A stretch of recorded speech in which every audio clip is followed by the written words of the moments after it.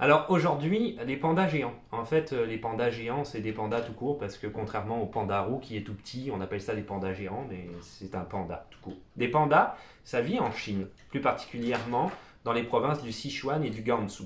C'est une espèce qui est en voie quasiment de disparition, je te dirais. Les Chinois ont mis des zones protégées pour essayer voilà, de faire en sorte qu'ils ne disparaissent pas.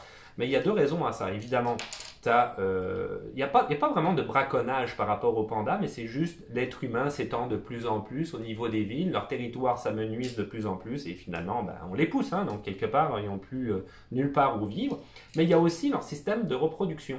Le panda a une libido très très faible, c'est-à-dire que c'est uniquement entre 24 heures et 72 heures par année, c'est-à-dire une journée dans l'année où cette histoire-là, elle se passe.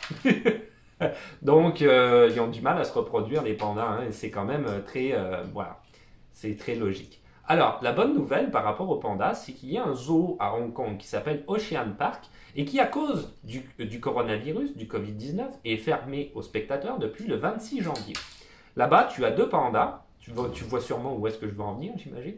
Lily et Ying Ying, qui ont pu, du coup, grâce à ça, ces deux pandas-là n'ont pas eu d'anxiété parce qu'ils sont très anxieux, ils ont des visiteurs toute la journée, donc le soir, ils ont quand même du mal à rester zen et à rester cool avec toute l'anxiété qu'ils ont emmagasinée dans la journée. Mais là, ils n'ont pas d'anxiété depuis le 26 janvier et il s'est passé cet heureux événement devant les gardiens zoo c'est en anglais, du zoo, qui sont super heureux et qui espèrent vraiment qu'un heureux événement va découler de voilà, de cette petite activité qu'ils ont pu avoir en étant tranquilles.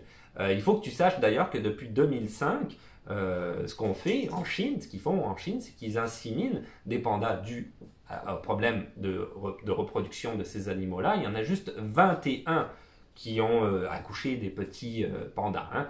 Donc ça fonctionne pas très bien non plus, ça marche quand même mieux naturellement. Donc là ils sont contents parce que ça a fonctionné naturellement. Est-ce que ça va donner quelque chose?